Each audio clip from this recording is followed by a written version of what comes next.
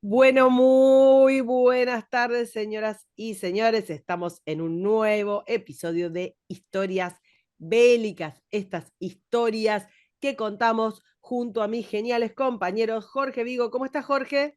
Bien, muy bien, tratando de ir a misa en París, Está porque bien, a ver si vale la pena. ok. Y Guillermo Laferrier. ¿Cómo estás, Guille? Bien, arrastrado acá a los problemas internos franceses otra vez, pero bueno, nada, acá estamos. Ustedes hicieron bastante, ¿eh? Ustedes hicieron bastante Nah. de la novela turca que empieza todo esto. No te laves las manos. No te laves las manos.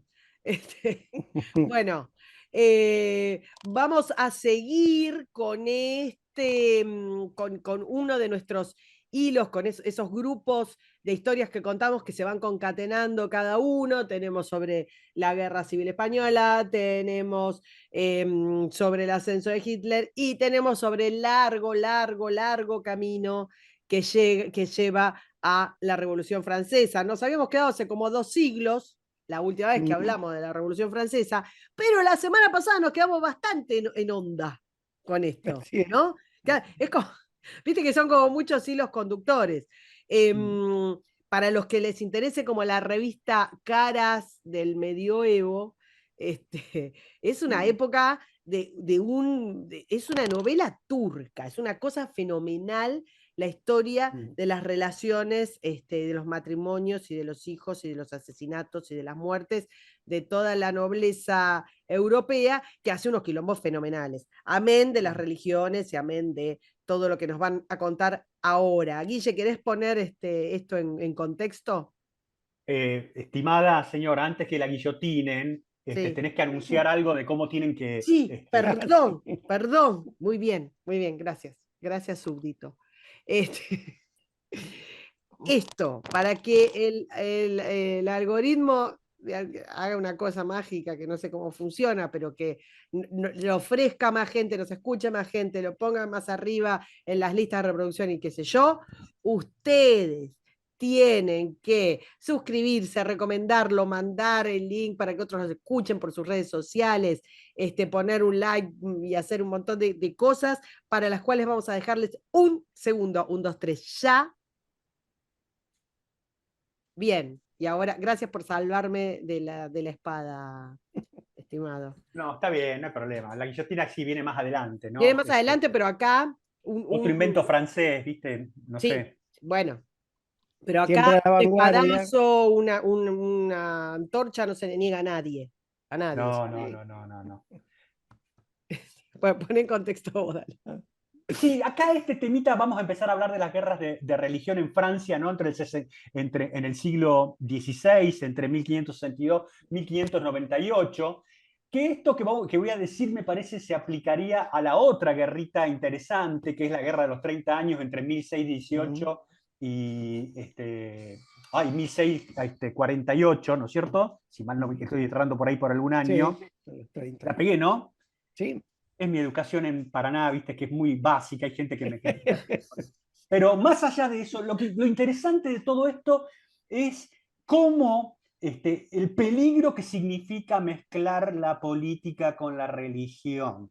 Ujú. Porque acá, más allá de que ha habido dentro de los políticos que manejaban estas cosas, ¿no es cierto?, intenciones religiosas en algunos, la mayoría utilizaba esto para enfervorizar a las masas y al lumpenaje. Y este temita no es un tema que debamos ver con ojos solamente, mirá, estas salvajes lo que hicieron en el pasado. Cuidado con estas cosas en el presente. Ustedes imaginen a estos pibes que estaban en estas guerras de religión en el siglo XVI en Francia o en la Europa del siglo XVII, si hubieran tenido armas nucleares, ¿no? Imaginen a Irán hoy, una teocracia, o al Vaticano manejando Sí. armas nucleares. No me imagino a Francisco con Nah, a mí un Papa Borgia así, ¿no? ¿Te imaginas? igual se las arreglaron para matar bastante así artesanalmente, ¿eh? Sí, de una Sí. manera Digo, artesanal, pero siempre, viste, la revolución la industrial cosa, puede llegar.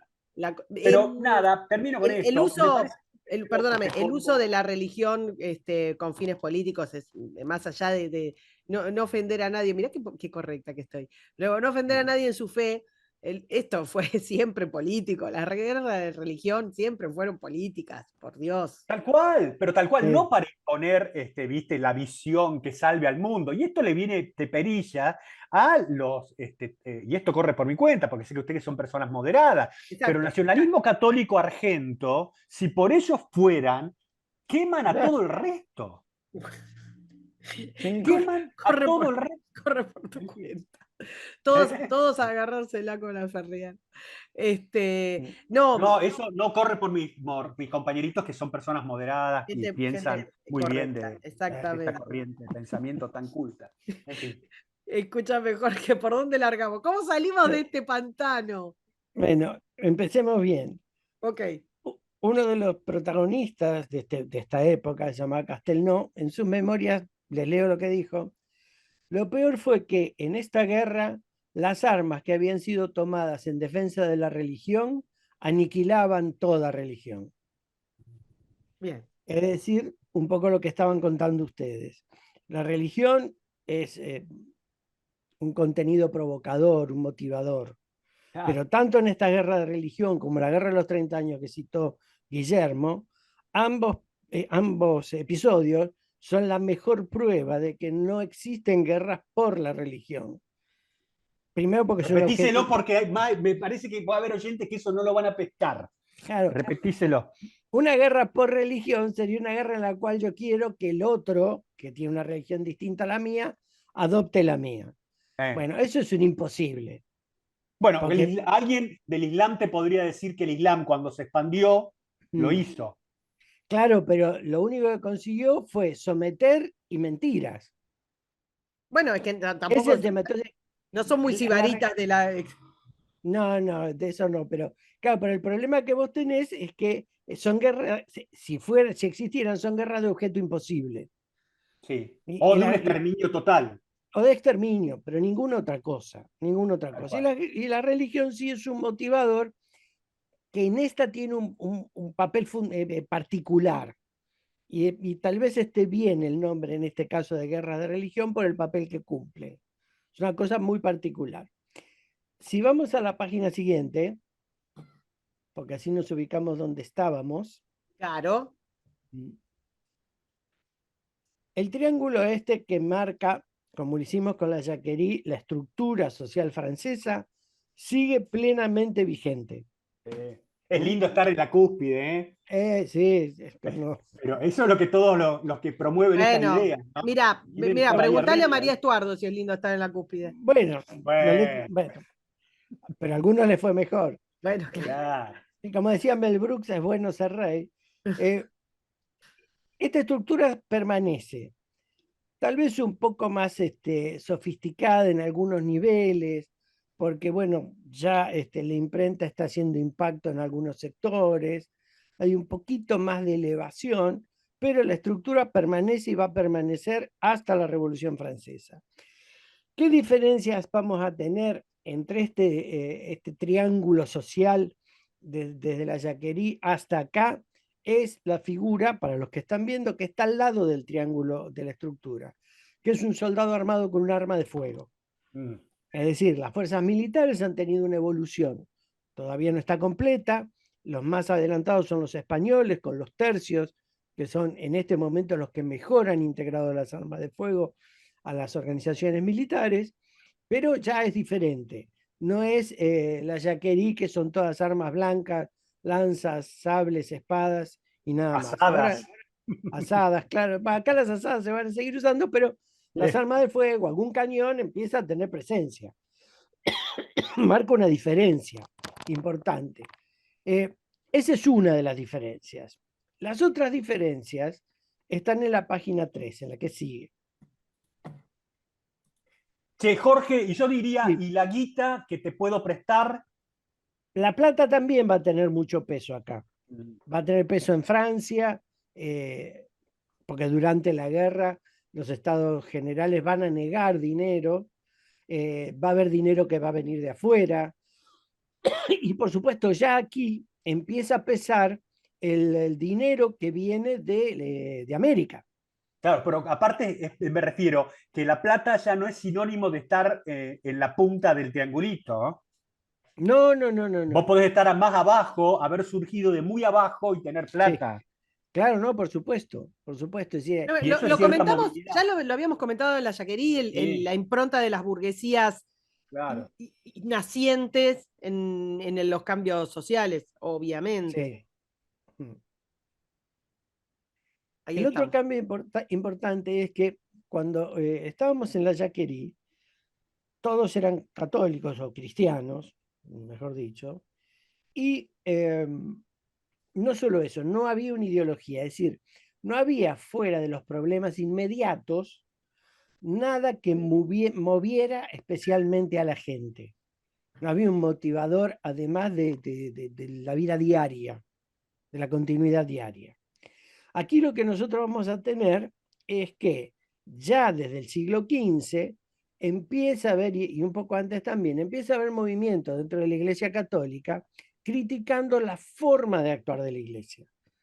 Pecador, pecador, Es decir, las cuestiones de pobreza, el exceso de pecador, ostentación de los cardenales, pecador, mea culpa, diría. Eh, pecador. Incluso el Vaticano trató de hacer un concilio para tratar de resolver el tema y no resolvieron nada. Pecadores. Y hablando de pecadores, lo tenemos a Savonarola, que lo que más hizo fue quejarse realmente, y eso le costó la hoguera, Bueno, obviamente. estaba el pibe Alejandro. Sí, pero claro, lo que tiene Savonarola es que cuando se da cuenta del problema se queja permanentemente. Y eso es lo que lo lleva a la hoguera. O sea, Sí, por sí. supuesto, escritos y demás. Ahora, a partir de él hay otros, pero los que empiezan a ser más importantes son Lutero primero, Ujú. porque Lutero escribe en profundidad el problema y describe en profundidad el problema. Sabés que hay pensadores católicos que lo rescatan muchísimo a Lutero, ¿no? Es que acá hay un problema, que es el problema humano de siempre. Se pone la camiseta antes de ver qué color tiene. Y de haberla sudado. Claro, porque vos ves lo que dice Lutero, y Lutero tiene razón. Pero claro, ¿no? Indudablemente, ¿valía la pena dividir la iglesia o no? No tengo, es decir, No, es muy bueno, hay opinable, mucho, a ver, hay pero mucho acerca de si Lutero quería dividir la iglesia. sí, no, Lutero en realidad no quería, Claro que pero no, o sea, claro que Inclusive no no. estaba en contra cuando él hace los puntos. No, sí. no estaba en contra, 95, exacto, no estaba en como los contra de que puntos. Hace un hilo, comprara, es el primer hacedor de hilo. Sí. pero no estaba en contra de que vos compraras indulgencia. No estaba en contra de eso. No, no, lo que quería era regularlo. Claro. Porque el problema de Lutero es que las indulgencias, uno de los grandes negocios era el paseo de los monjes vendedores de indulgencias en los pueblos y barrios más pobres. Claro, Eso es lo que le ofendía a Lutero, que un rico comprara una indulgencia, le importaba un rábano. claro, Pero a los pobres le sacaban el dinero para comer. Entonces, eso es lo exactamente. que a él lo enoja. Zwinglio va a continuar más o menos en esa línea. Es interesante porque son todos, incluso Calvino, son todos formados en la Iglesia Católica, pero que son intelectuales, empiezan a pensar las cosas, empiezan a razonar que hay cosas que no cambian y que deben cambiar. ¿Qué sucede? La Iglesia reacciona de manera casi violenta porque los excomulga, los echa, los expulsa, los persigue, y como única respuesta Pablo III, un farnesio, llama al concilio de Trento. Un Mm. concilio que dura 35 años. Y que en Tenían mucho realidad, que Había que charlar. ir, venir. pero además se ocupan de cualquier cosa menos de resolver el problema de Eh, lo que será el cisma de la iglesia. bueno, Nada. Es decir, eso una de las cosas, ahí tenía razón el general, ¿no? Si vos querés que un problema no sí, solucionarlo, ¿viste? sí, Creá una claro, comisión. El pero ¿qué es lo más concilio. importante que resuelve el concilio? Fortalecer las decisiones del Papa. Ah. Es decir, en vez de ver si juntamos la gente, nos decimos que este tiene más razón que este otro. Una Claro. barbaridad. Y el que cierra el concilio es un Medici, Pío IV. Todos se pasan las figuritas, ¿viste? Sí, ahora, ¿qué pasa? Esto divide a los feligreses en católicos, es decir, romanos, y protestantes, de distinto tipo, pero no importa, protestantes, que en Francia se llamarán hugonotes. Sí. Esa La línea división, calvinera. y esta división va a venir a ocupar en esta época en que no hay ideología al motor motivador de la gente. Ahora, vos podés hacer una asociación entre esta motivación de la religión y la motivación que tenían cuando hablamos de las cruzadas, en el sentido de la religión como un motor para encender a la gente. Claro, es parecido porque del otro lado hay otra religión. Claro, Y acá también tenés católicos de un lado y protestantes del otro. sin lugares santos que rescatar, pero sí un pueblo que Exactamente, redimir. exactamente. Ese es. Entonces, ¿qué sucede? A diferencia de la Yaquerí, donde cuando se hacen los juicios posteriores, los campesinos dicen que iban porque iban todos y les parecía que si lo hacían todo estaba bien y no tenían la menor idea de por qué hacían lo que hacían, acá hay una explicación profunda y filosófica que es la religiosa. Claro.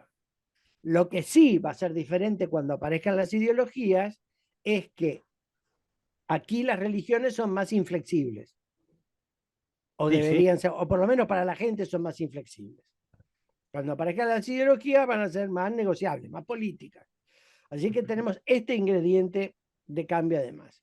Y el otro ingrediente, y tal vez se me escape alguno, es la posición de los monarcas y los aristócratas. ¿Por qué? Porque cuando se rompe la iglesia, digamos, empiezan a darse cuenta algunos reyes que prefieren ser autónomos como reyes y no depender más del Papa en Roma. Ahí el bueno de Enrique se aviva de entrada. Claro. Yo lo puse Enrique en particular, 1531, rompe con Roma y crea la Iglesia de Inglaterra. Sí, cortemos con el tema de que lo hace para poder casarse con otra chica. El No, es mucho tipo, más profundo, más complejo claro, el tema. Sobre todo es un Em, tema de poderes y de algo que está presente siempre y va a seguir hasta la Revolución Francesa, que es la acumulación de poder y riqueza de la Iglesia. sí, y los cambios sociales que empiezan a ir alrededor, digamos, a concentrar poder alrededor de, no le voy a decir Estado en este momento, pero más o menos. sí, el Sí, Estado surge Concentra con la de los 30 años, claro. pero es cierto. Es todo. cierto. Bueno, ¿qué es lo que hace Acá, Enrique? Por otra parte, acá. ¿qué es lo que hace Y en Tal Enrique? la, cual.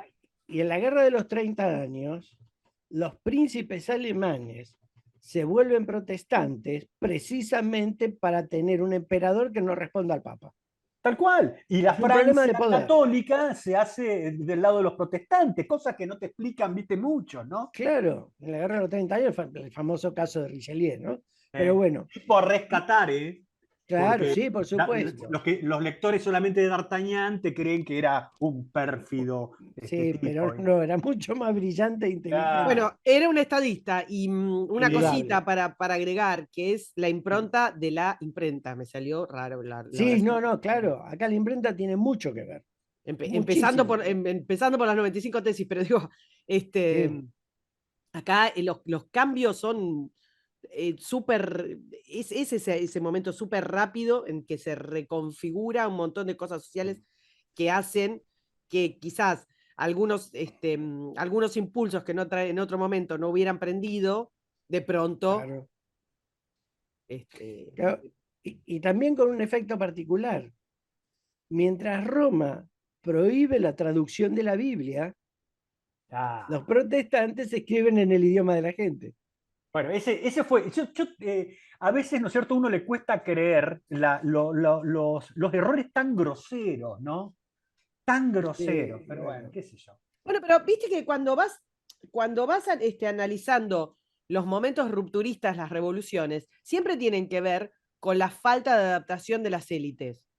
Sí, tal cual. Sí, Sí, Ahí me parece que Enrique es mucho más inteligente que el resto de sí, la realeza continental, por lo menos en su momento. Eh, sí. bueno, Enrique sí. Carlos V trató de entender a Lutero, Sí, pero digamos el entorno no le permitió. Entonces terminó exiliándolo y termina siendo un paladín católico Sí, y persiguiendo protestantes. sí, pero era mucho más moderado Sí, que su que hijo, ¿no? Felipe, que el hijo, Eh, muchísimo más. Y La misma Felipe sigue, Catalina va y viene y trata de ver cómo arregla o cómo no arregla. sí, Catalina es dentro de todo esto una de las más inteligentes, ¿eh? Sí, Vamos sí. a ponerla en su lugar, esa mujer, porque también se han dicho cosas que no se merece, pobre. Porque era fea, pobre. Sí, bueno, también, además de fea, era una arpía, pero bueno. Bueno, detalles. Y así, bueno, y Elizabeth, la hija de Enrique, es la que continúa la línea de la iglesia separada de Roma. pero por un tema político, no porque Claro, estaban enojados con el papado, era así la cosa. Sí, igual, Si hubieran igual hay una tenido- cosa, Guille, con esto. Tampoco quitemos que realmente era un mundo en donde la idea de Dios existía. Digo, no era todo cinismo. sí, porque ojo, detrás de todo esto, en el caso de las monarquías, está el derecho divino de los reyes. En las monarquías católicas es más fácil sostenerlo. En monarquías parlamentarias como la inglesa no es tan necesario. Y en monarquías imperiales, como es la del Sacro Imperio, donde el emperador es electivo, tampoco es tan necesario. Pero los monarcas católicos se aterrorizan ante la iglesia protestante, porque no tienen donde apoyar el derecho divino para gobernar. Eso también es un problema. Claro. Y es un problema que va a ser largo, ¿eh? Que no se va a resolver inmediatamente. En la página siguiente vamos a tener los protagonistas directos de nuestros problemas.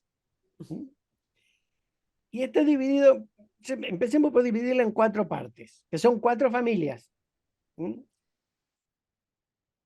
que son la corona de Francia, los de Guisa y Lorena, que son los que van a formar el bando católico, aquí, los Montmorency, que son los hugonotes, es decir, los protestantes, y la otra familia muy importante son los Borbones, que los Borbones son Borbones. Como siempre. Sí. Sí, sin católico ni hugonote, son Borbones, ninguna vuelta. Estas 4 familias lo que están peleando detrás de todo esto, o además de todo esto, es precisamente la corona. ¿Quién va a acceder a la corona además de todo este tema? En el caso de los Borbones, lo tenemos a Luis de Borbón y Condé, una de las cabezas de la familia, Enrique de Borbón, que va a venir después de él, y Antonio de Borbón, que es el rey de Navarra y es el padre de quien va a ser Enrique IV, el rey de Francia. Es decir, adelantamos un poco el fin de la historia. Los católicos son los que más problemas van a traer, probablemente, y los que más van a incidir en las rupturas de las guerras.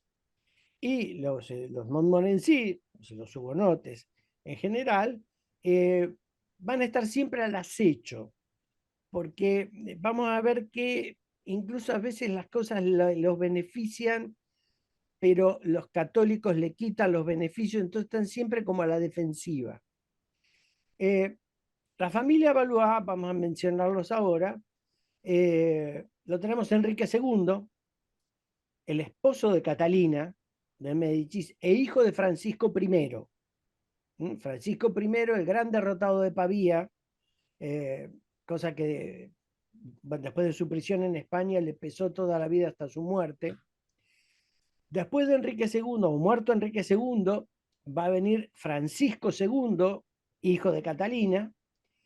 Muerto Francisco, que va a gobernar un año, va a venir Tenía mala Carlos. suerte. Nostradamus creo que le había dicho que se le iban a morir todos. Sí, el accidente del torneo con la lanza en el ojo a Enrique la vaticinó Nostradamus. Después va a venir Carlos IX, un pobre tipo, digamos. Eran Después, chiquitos. sí, era chiquito, la madre hizo lo que pudo. Después va a venir Enrique III, que va a protagonizar el fin de las guerras. Y Enrique III, una vez muerto, vamos a ver cómo, lo va a suceder Enrique IV, que es el rey de Navarra. Ahora acá son interesantes las relaciones.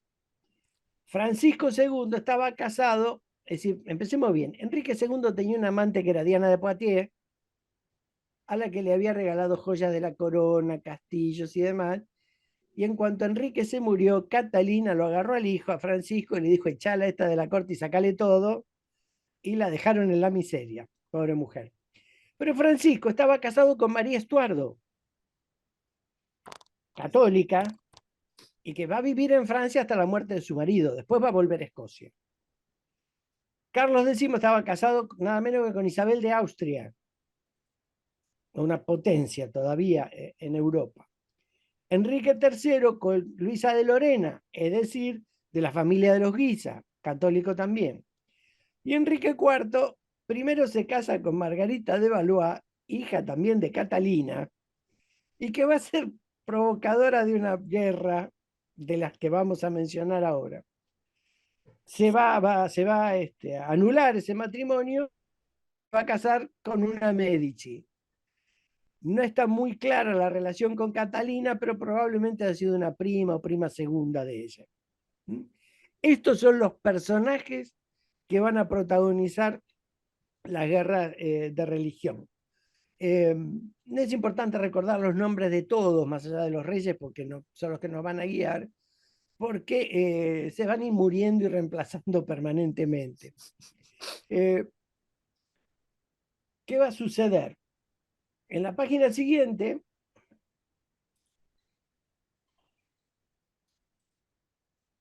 tenemos la organización territorial de Francia conforme la presencia de hugonotes y protestantes, y católicos. Los católicos están en general al norte, aunque por supuesto ocupan la Provenza, y los protestantes están al sur. En el medio, para los que ven el mapa, hay unas manchas naranjas, que son lugares donde hay católicos y protestantes, donde hay espacios de tolerancia, hay incluso ciudades con juzgados que juzgan a ambas religiones sin distinción, es decir, juzgados imparciales, por decirlo, y que son zonas que generalmente están a favor del rey, sin importar lo que el rey haga. Así que también hay una división territorial de donde sale el dinero, donde salen las tropas, de donde sale el poder acá. Un gran reparto de los terrenos. Y inmediatamente al sur y al norte de Francia están las posesiones españolas católicas, y frente en el Canal de la Mancha, Inglaterra como posesión protestante. Veamos cómo empiezan estas guerras en la página siguiente. Francisco I, antes de morir, había iniciado persecuciones contra los hugonotes que su hijo Enrique II va a continuar. Pero ¿qué sucede? Enrique va a firmar un tratado de paz para terminar la guerra con España. Esto es importante por lo que va a suceder después. Es decir, no hay un conflicto de guerra con España. Quedan las deudas de guerra, por supuesto, pero no hay un conflicto vivo de guerra con España. Es más, si bien Felipe va a intervenir, acciones militares van a provenir más de los Países Bajos que de ningún otro lado. Sí, también hay que tener en cuenta una cosa: estas guerras son 8, no son guerras militarmente muy refinadas. Son batallas bastante desordenadas y no muchas. Hay muchas escaramuzas y sobre todo hay mucha matanza. Mucha matanza. ¿A qué le atribuís que no sean campañas, campañas, ahora que ya tenemos armas de fuego, que está desarrollado el tema de los tercios? Hay dos temas. Un tema técnico, que están las armas de fuego, pero todavía los ejércitos no están organizados bien para poder emplearlas plenamente. Vuelvo a decirlo, salvo en el caso de los tercios españoles. Entonces tampoco la organización es tan fácil. Y después el problema que tienen es que tienen un pie en la batalla y muchísimos intereses en su otro pie que está apoyado en el progreso político. Pero además, viste, hacer una guerra de religión, el tema de la matanza Sí, viene de suyo. O sea, por supuesto. Francisco lo que va a hacer es poner todo en manos, es decir, el gobierno virtualmente en manos de los de Guisa. ¿Por qué? Porque son los tíos de María Estuardo, de su esposa. Es un tema familiar, digamos. Y uno de los de Guisa, el cardenal de Lorena, es el inquisidor de Francia. Así que las persecuciones de hugonotes están al día. Están al día. Los Borbones copan el mando hugonote, el mando calvinista. Entonces Luis de Borbón va a ser el gran representante de los hugonotes.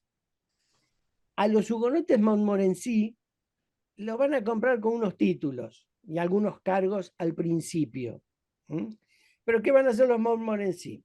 Van a agitar algunos disturbios, pero además van a usar lo que obtienen de sus cargos y otras rentas para preparar ejércitos, porque en algún momento saben que van a tener que reaccionar a las persecuciones. ¿Qué es lo que hace Borbón? Se le ocurre, en realidad no Borbón, sino en general los hugonotes, se les ocurre secuestrar al rey y obligarlo a echar a los Guisa del gobierno. Eso se llama la conspiración de Amboise. Condé no la hace personalmente, sino que la delega en un aristócrata, un bruto, que se llamaba La Renaudier, un entusiasta pero un incapaz. La conspiración se destapa, van todos presos, la Renaudier y otros terminan decapitados. Condé va preso, pero se salva porque es uno de los príncipes de la sangre, es uno de los príncipes que está en la línea hereditaria. Así que le perdonan la vida.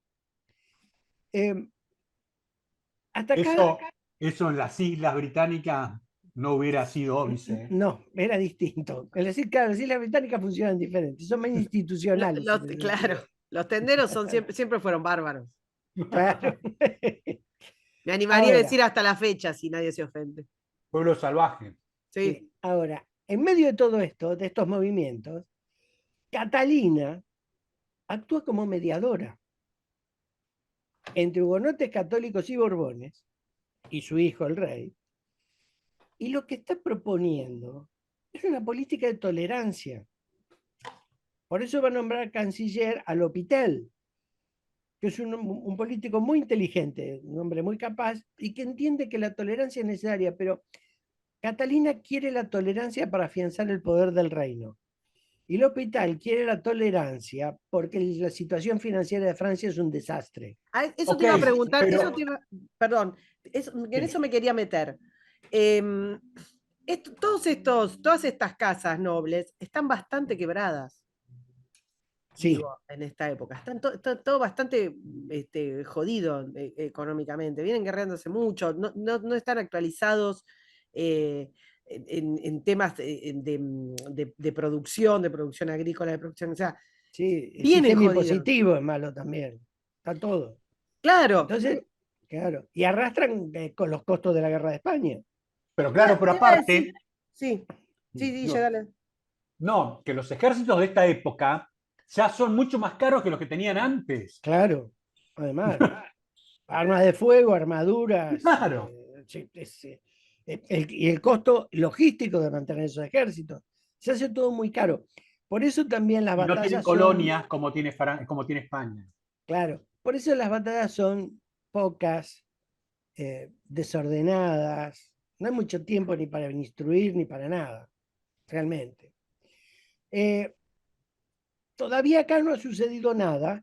La política de Catalina va funcionando, con altibajos, con incidencias, pero va funcionando. Francisco II muere y lo sucede su hermano Carlos IX. Carlos IX es menor. Entonces, ¿qué hace? Hace un acuerdo con las casas. El acuerdo con las casas significa repartir cargos.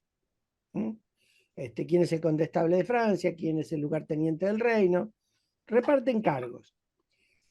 Pero en el reparto de cargos, por supuesto, los Guisa no tienen tanto poder como tenían en el gobierno de Francisco II.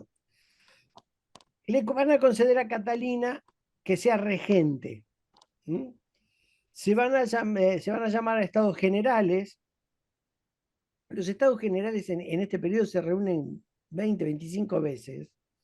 Hay un resultado permanente, que es que el tercer estado logra oponerse a que se entregue más dinero a la corona. Así que de las reuniones de estados generales es muy poco lo que la corona puede obtener en dinero. Muy Es poco. importante recordar esto porque en este ciclo estamos viendo la forma en la que se modifica la sociedad hasta llegar a las tensiones de la Revolución Francesa, ¿no? Claro. Esto significa que en el tercer estado hay hombres de letras Claro.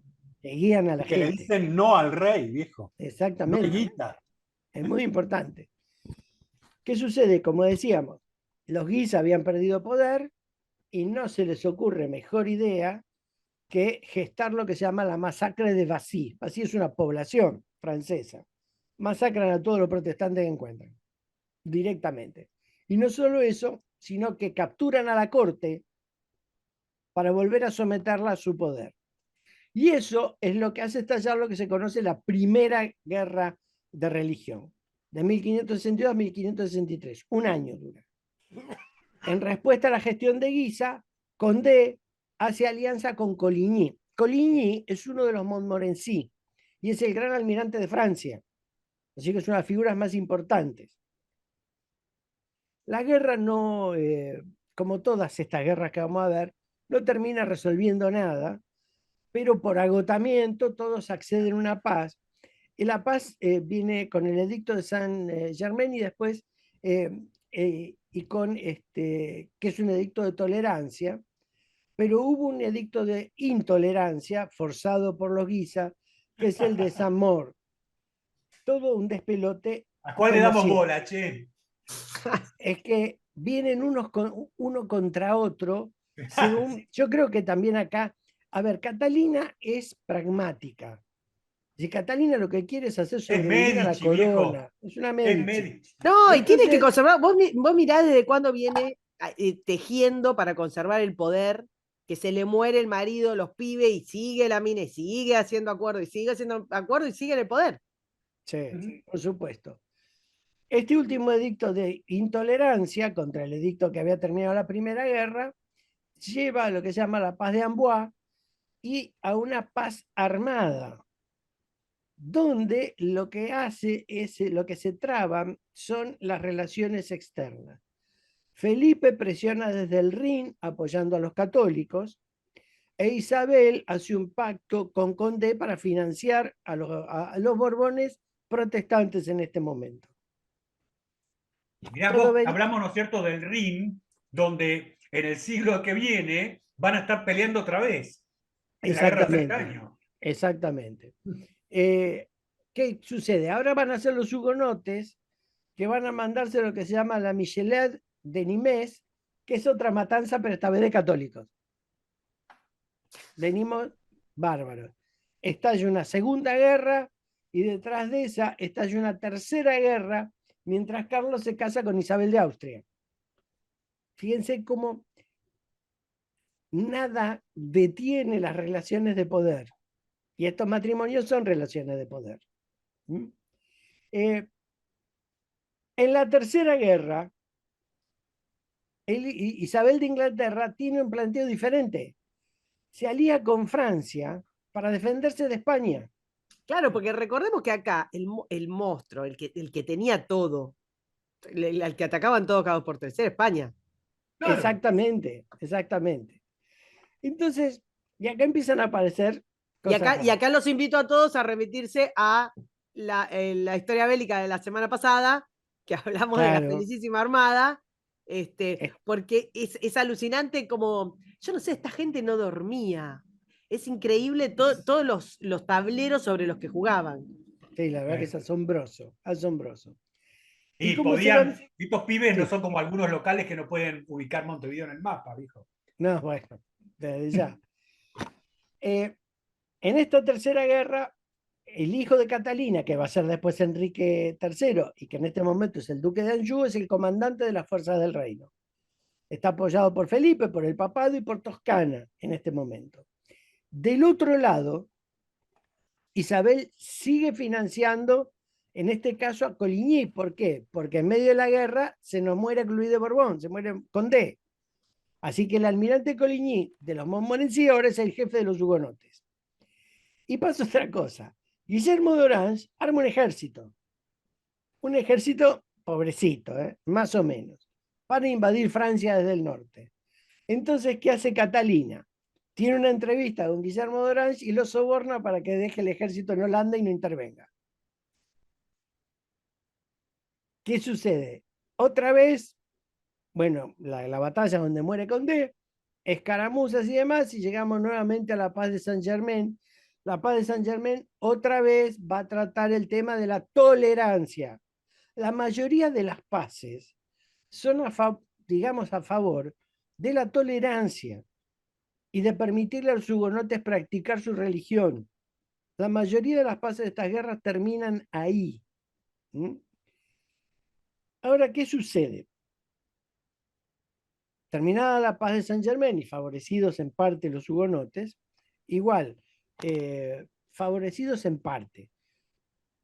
Quién podía practicar la religión libremente, quién no, dónde, había un montón de limitaciones. Pero claro, es una paz, es un acuerdo entre todos. Entonces el almirante Coligny ahora integra el Consejo Real. Y aquí va a suceder algo raro, a ver, digamos, extraño para la conducta de Catalina. Mientras gesta el matrimonio de su hija Margarita de Valois, conocida como la reina Margot, que además estaba enamorada de uno de los Coligny, nadie sabe si fueron amantes o no, pero lo sospechamos porque tipo. es mejor. Acá necesitaríamos a Marcelo, que se sabe esa Sí, cinta. andaba con el tipo, pero el rey la convence de que se case con uno de los Coligny, con Enrique de Guisa, está ahí en la placa, perdónenme, es uno de los Coligny. Pero ¿qué pasa? El rey la convence para que se case con Enrique de Navarra, que es un Borbón, porque hasta la muerte de Condé los Borbones tenían más poder que todos, y los Borbones siguen siendo la casa más importante. Se casa el 18 de agosto de 1572.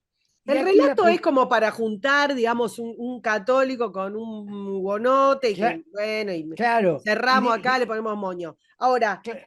cuestiones, digo, para enfrentar a España, para enfrentar a la corona inglesa, para cuestiones económicas, porque entiendo el relato, pero ¿esto les convenía o no la vieron venir el quilombo que se avecinaba con este matrimonio? Porque es un matrimonio, no sé qué decir, pero es como si se casaran, no sé, la hija de Putin con el hijo de Biden. Sí, en realidad, si Catalina quería continuar su política de tolerancia, no era una mala idea el casamiento de su hija católica con el hijo del rey de Navarra protestante. No era mala idea. Cierto que la idea salió malísimamente mal. Porque católicos rechazaron, hugonotes rechazaron, los borbones se lavaron la mano como siempre y la corona pierde poder. Pero antes de que eso tenga efecto, Catalina se asusta, no está muy claro por qué, de que los hugonotes cobren poder y que Coligny desde el Consejo Real, que ya le venía, digamos, llenando las orejas a Carlos IX, cobraran más poder del necesario. Se asusta y gesta el asesinato del almirante. Al almirante le pegan un tiro el 20 de agosto, no lo matan, lo hieren, pierde una mano y demás, pero el 22 de agosto salen todos los católicos de París a matar protestantes y al almirante lo destruyen. Eso es lo que se Ahora, conoce eso como es la raro matanza de San también. Bartolomé. Claro, eso es raro Claro. también. ¿Cómo se gesta? Viste que no hay como uno que diga, bueno, fue así la conspiración. Es raro, al tipo le pegan un tiro, se lo llevan lo suyo, yo qué sé, lo Sí, sí, curan, no sé qué sí. pistola. Y 2 días después se desata Claro. la matanza. Pero Es decir, ¿cuántas matanzas ha habido en la historia del populacho que se enardece por algo y no lo podés manejar? No, Guilla, pero no, claro. esa es la que se desata después. A ver, porque capaz que yo me estoy equivocando. Se desata después de la matanza de San Bartolomé, que están como 3 días feteando Sí, gente. De hecho, a Coligny lo hacen, lo dejan, lo porcionan. sí, lo Este, cortan en pedazos. pero, pero digo, mm, lo que estoy preguntando es el sentido, digamos, del atentado, que tampoco queda tan claro cuando le pegan el tiro, hasta que después van a la casa, digamos, y se empieza todo el Claro, despelote. miremoslo de esta manera. Si la política de tolerancia de Catalina no tenía efecto, era porque la gente no la quería. Así que cualquier ofrecimiento que se hubiera hecho a hugonotes o católicos de salir a matar a los otros, la gente lo agarraba inmediatamente. Es decir, Claro. Catalina tal vez trazó una política de tolerancia fuera de época, o demasiado avanzada para la época o inadecuada para ese momento. Entonces era la gente la que estaba decidiendo. Coligny, herido, obviamente levanta los ánimos de los hugonotes. Y los hugonotes con los ánimos levantados seguramente habrán salido por París a protestar. Y los católicos, en cuanto lo matan a Coligny, sin saber todavía que la orden venía de la corona, y salieron a matar protestantes.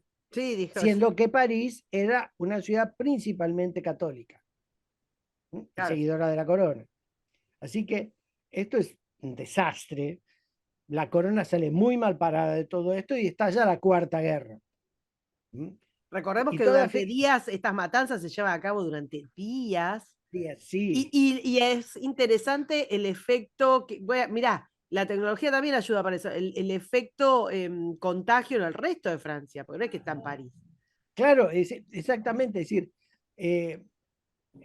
bien lo que decís, sería un error someter todo a París. Lo que pasa en París empieza a repercutir en toda Francia. Y hay de todo. Por eso la matanza dura varios días y se extiende y va por todos lados. La Cuarta Guerra sucede dentro de el reinado de Carlos IX y otra vez termina en una paz donde más o menos los protestantes podrían, no podrían, siempre resuelven por el mismo lado. En la página siguiente está el cuadro famoso de Catalina. No, en este no, a ver. Acá está. Así, no, esa es la última. Sí, espera, hay una que me falta. La que viene atrás de esta. Acá está. Esta. No El, entré. el famoso cuadro de Catalina observando la matanza en París. La verdad que Fueron para... turros con el tema de la ceja, pues si le ponían un ceño un poco más Sí, sí. compungido, quizás ella no pasaba la historia como una cachabacha. No, porque lo que pasa es que si uno sigue la historia de ella, la matanza de San Bartolomé fue su error. Lo demás más o menos viene. Son maniobras, intenciones, voluntad férrea, avidez de poder, pero la matanza de San Bartolomé es una disonancia en la conducta de Catalina. Al menos yo lo veo así, no veo por qué le tuvieron que cargar después todas las tintas de algo que no era tan así. Pero bueno, ya la llamaban Madame Serpiente igual, así que mucho no cambiaba. Muere Carlos. Nombre con el que Sí, luego se conoció a otras hasta la sí, hay fecha. varias, hay varias. Algunas Arpías ha habido largo. Y Largo. Yarará, no te digo. Sí. Bueno, Enrique muere, termina la Cuarta Guerra y va a morir.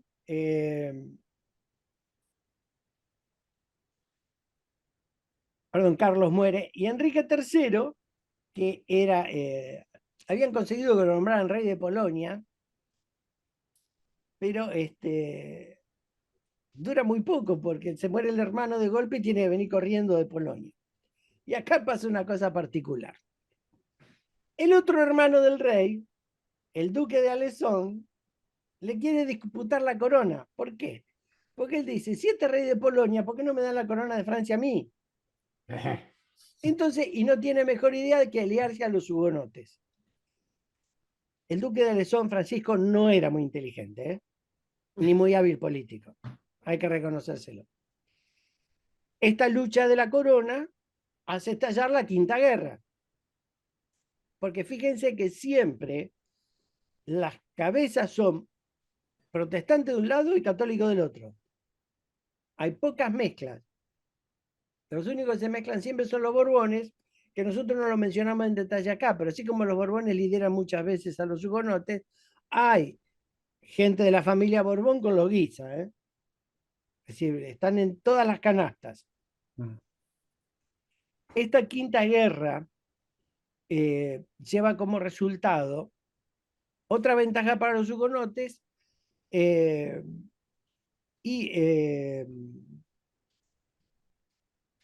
¿cómo se llama? El entronamiento de Enrique de Guisa como líder de lo que ahora se conoce como la Liga Católica.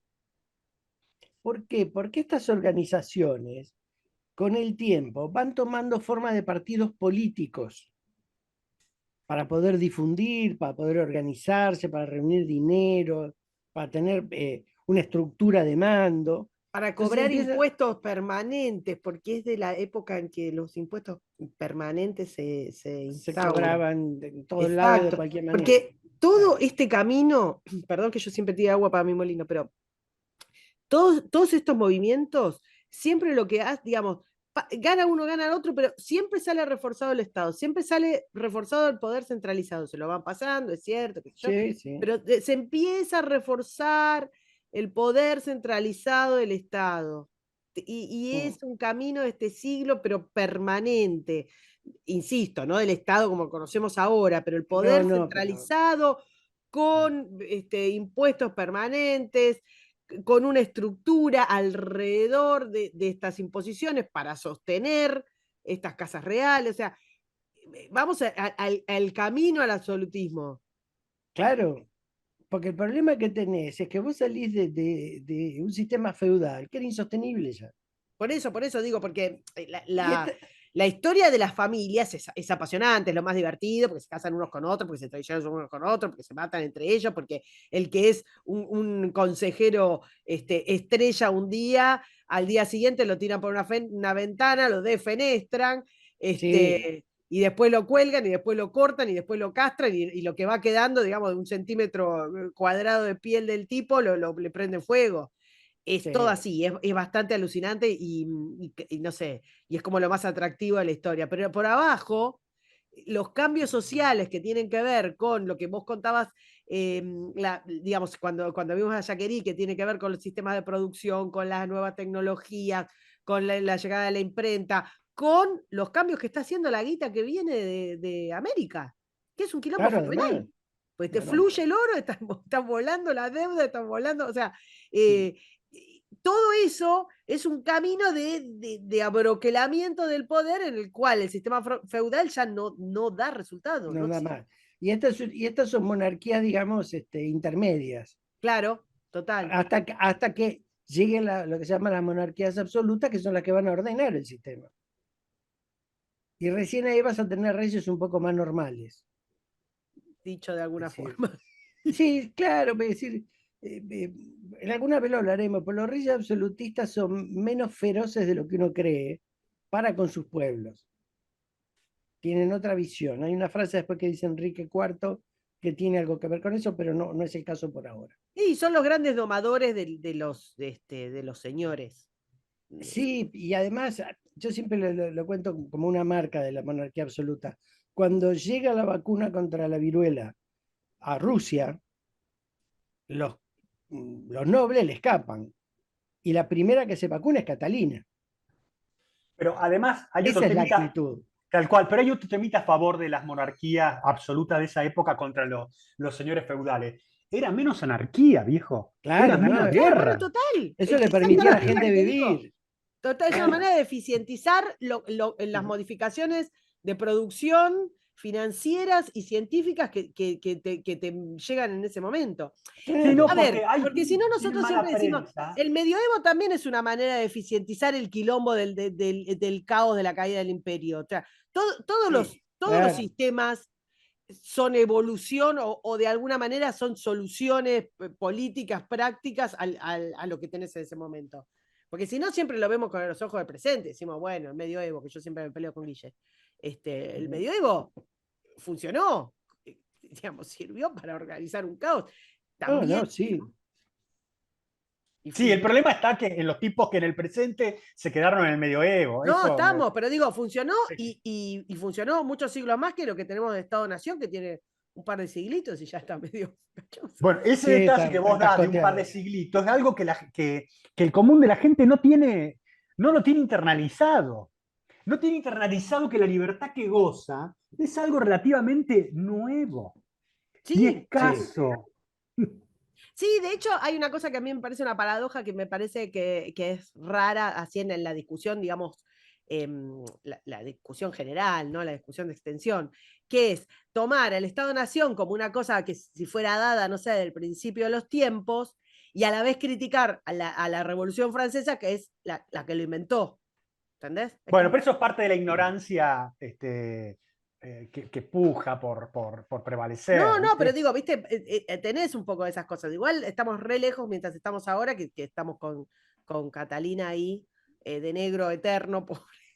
Sí, pobre. Sí, Bueno, pues se le moría todo lo que agarraba, se le moría. sí. Que estamos acá, perdón, te interrumpimos, Jorge. No, Pero no, pero es el así luto como. garpa, che. Sí, No, sí. sí, adelgaza además. Y se han ganado elecciones de luto, Se han pero ganado bueno. Me elecciones, loco, parece. con la ¿Cómo Por son? lástima. favor. Boludo. ¿Cómo son? ¿Cómo son? Eh, ¿Qué sucede o cuál es el producido de esta guerra?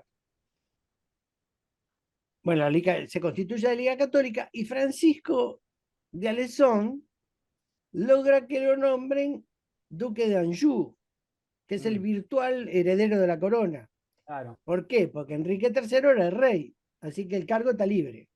Así que el tipo asciende. ¿Qué va a suceder aquí? Hay una reunión de estados generales. ¿Y qué hacen los católicos? Organizan los estados generales de manera tal que entre todos los asistentes hay un solo protestante, un solo hugonote. Así que la resolución de los estados generales es la persecución de los hugonotes. Otra vez empezamos el juego de nuevo. Entonces, llegamos a una sexta guerra, que tampoco tiene mucha trascendencia, es decir, más allá de las matanzas, como siempre. Hay un nuevo acuerdo, no termina de resolver el acuerdo si van a perseguir o no. Hay una nueva reunión de estados generales, otra vez se le niega dinero a la corona y aparece la séptima guerra. La séptima guerra se la conoce como la guerra de los enamorados. ¿Querés que pase, Jorge? Perdón, sí, en la siguiente, en la 8. Me distraje. La séptima guerra se la conoce como la guerra de los enamorados. ¿Por qué? Resulta ser que Margot, la mujer de Enrique de Navarra, Nombre tanguero si lo vas ahí, ¿eh? bueno, es que era arrabalera, Sí. una torranta. No se llevaba muy bien con el marido, tampoco mal, pero no se llevaba. Y establece una corte en Nérac, una ciudad francesa, y parece que Nérac era para ir a divertirse. Fiesta en el rancho de la Cambicha. Sí, sí, era de fiesta permanente. Tenía un amante que estaba relacionado con uno de los asistentes de su hermano el rey. ¿Y qué pasa? Estos escándalos que trasuntan por todo el reino llegan a la corte y Enrique III, el rey, se burla de los cuernos que le mete Margot a Enrique de Navarra. Y eso crea una guerra. Por eso se la conoce como la guerra de los enamorados. Pero también es cierto que esta guerra en realidad sucede más bien en los Países Bajos, porque es una lucha, digamos, exportada entre Alejandro Farnesio, a nombre de los católicos, y Guillermo de Orange, a nombre de los hugonotes. ¿Mm? Pero ¿qué va a pasar aquí? Francisco, que había conseguido ser el duque de Anjou, se muere de agotamiento. En realidad, lo de la familia Valois se mueren todos de agotamiento, ¿eh? Se van enfermando y como que se les sacaban las pilas. Poco, Claro. poco amortizable. Sí, no sé. Bueno, mueren Recordemos el que esta duque de gente se Anjou. casaba entre ellos, con todo respeto, Claro, dicho. eran toda Sí. familia. Quedaban como, no mejoraba mucho, no hacían mucho el mestizaje que tan sano es. Muerto el duque de Anjou, hay que resolver quién es el heredero. ¿Por qué? Porque Enrique III no tiene hijos. Y hay dos que están en la línea. Uno, el más correcto, Enrique de Navarra. Problema de Enrique de Navarra es hugonote. Es hugonote, claro. Entonces todos se preguntan si un hugonote puede acceder al reino de Francia. El otro que está en la línea es el cardenal de Borbón, que dice, esta es la mía, me toca a mí. Ahora, no nos confundamos una cosa. El cardenal de Borbón es católico, pero Enrique de Navarra es un Borbón también, Te iba a decir, queda todo y entre es Borbones. hugonote. Claro. Son todos de la misma familia. Claro. Así que la corona quedaba en la familia. ¿Qué sucede? La Liga Católica no quiere reconocer que Enrique III le haya concedido la herencia a Enrique de Borbón, entonces no tiene mejor idea que virtualmente secuestrarlo en París y obligarlo al rey a reconocer al cardenal de Borbón como heredero. Y esto lleva a la Tercera Guerra. Tercera Guerra que se vuelve un poco más local porque en esta guerra se sucede el evento de la Felicísima Armada.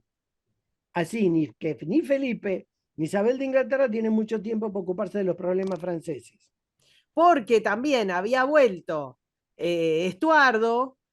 Y claro, Estuardo había vuelto a Escocia, había tenido un hijo, Jacobo, y Exacto. había terminado presa de Isabel y ya guillotinada. Guillotinada no, decapitada. Y el hijo de Isabel, que es Jacobo I, o va a ser, perdón, Jacobo I de Inglaterra, hay una versión que dice que Isabel, antes de ejecutarla a la madre, le pidió permiso. Y Jacobo accedió. ¿Por qué? Porque sabía que muerta Isabel, el heredero de la corona era él. Era él, claro. Así que, pero bueno. Isabel era virgen, como todo el mundo sabe. Es chisme inglés esto. Ay, Dios, qué bueno. Ahora, ¿qué pasa?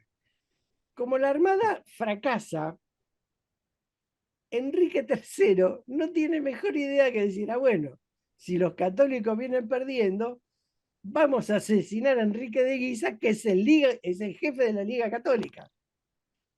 Ahora este asesinato no lo hace Juan de los Palotes, lo mata la guardia del rey. Así que de delicado, nada. Dejan todos los dedos pegados en todos lados. Exactamente, absolutamente brutal. En medio de todo esto, poco después de esto, Catalina se muere, porque en algún momento le tocaba, sí, también. Y los católicos que se habían quedado con la sangre en el ojo por el asesinato de Enrique de Guisa, no tienen mejor idea que asesinarlo a Enrique III. Esta vez con un esbirro que es un monje. Claro, muerto Enrique, se abre la sucesión. Así que estamos entre el cardenal de Borbón, a quien se forzó al rey a nombrarlo, y Enrique de Navarra, que es el que tiene el nombramiento, no solo el original del rey, sino el más válido.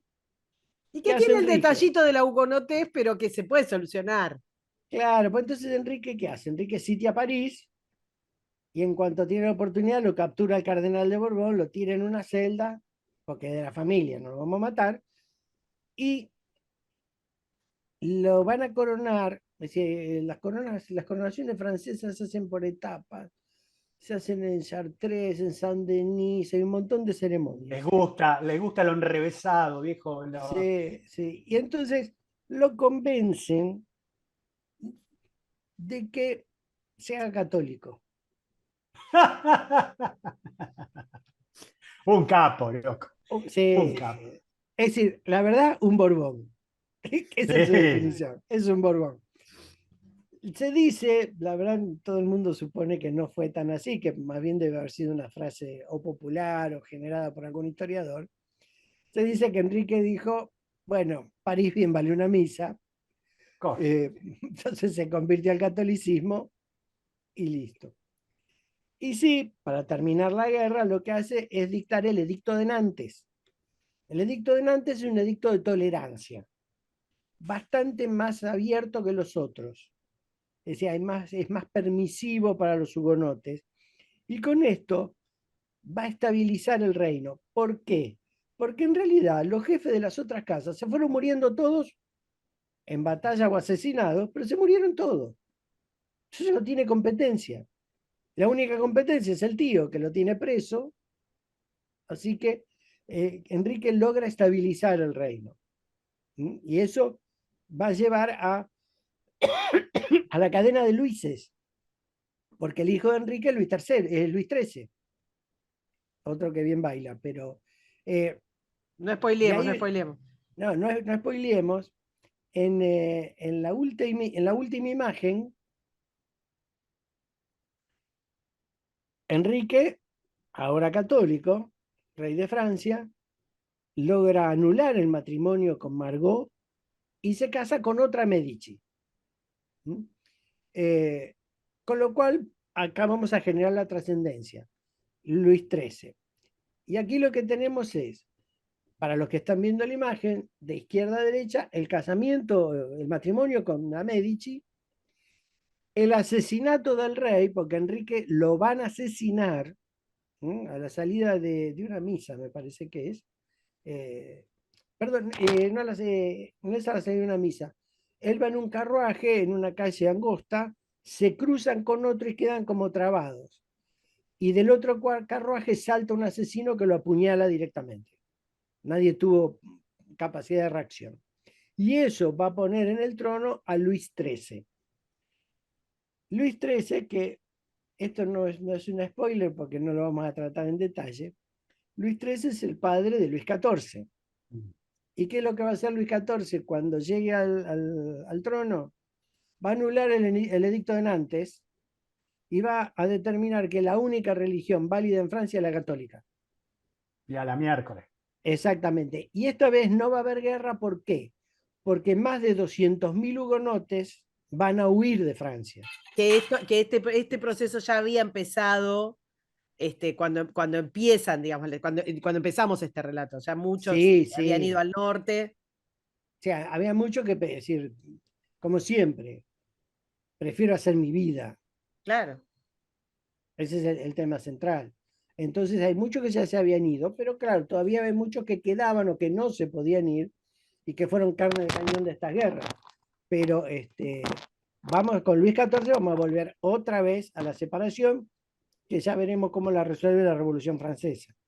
Exacto. Bueno, Después, pero la conformación de los separando estados... la cabeza del tronco. Sí, sí, bueno. No spoileé, la gente no sabe. La conformación de los estados absolutos, no existiendo todavía el Estado-Nación, el unificador, esto ya lo hablamos, ¿te acordás cuando hablamos muchos años antes de la recontratatarabuela de algunos de los que ya nombramos? Y en otras historias bélicas, de lo que pasa con Isabel la Católica, siendo la corona española de las últimas que expulsan judíos, cuando Claro. todavía no tenés el problema protestante nacido. Pero esta idea de que la conformación de la nación tenía que ver, no el Estado-Nación, pero la conformación, la unidad tenía que ver con la religión, porque era un fenómeno aglutinador el que tenían. Sí, pero además hay dos cosas para señalar. Aquí se discuten, y en todos los tratados y demás, la posición de los católicos y los hugonotes. Pero en ningún momento se trata el tema de las otras minorías como judíos y musulmanes, que terminan siendo víctimas de los dos. Pero que ya habían sido en los siglos anteriores, Jorge, ya los habían bajado. Ya seguía, claro, pero podrían haber hecho algún arreglito. También vamos a tener que esperar a la Revolución Francesa para eso. Y también es importante que, y se va a ver mucho más en la Guerra de los 30 años, se empieza a hacer una separación ahora entre católicos, protestantes calvinistas, protestantes luteranos. Y bueno, anglicano desde ya. Los tenderos que son solos. Claro. Una religión que nadie entendió nunca. Claro, a futuro no va a haber no va a haber protestantes unificados, digamos. Porque en la guerra de los 30 años se van a separar precisamente luteranos y calvinistas los protestantes. Claro. No van a ser un grupo unido contra los católicos. Pero vuelvo a lo que decíamos al principio. No son nada más que elementos para motivar a la gente. Sí, y la carnicería que vemos acá va a ser la nada misma con la que vamos a ver el día que le dediquemos a un programita a la guerra de los 30 años. Ah, sí, por supuesto. Con Ahí la consecuencias carnicería. internacionales, sí, y consecuencias internacionales terribles. No, y es la guerra que te explica Europa actual. Es decir, vos no Claro. podés entender la organización de Europa hoy sin leer Sin la guerra de los 30 años.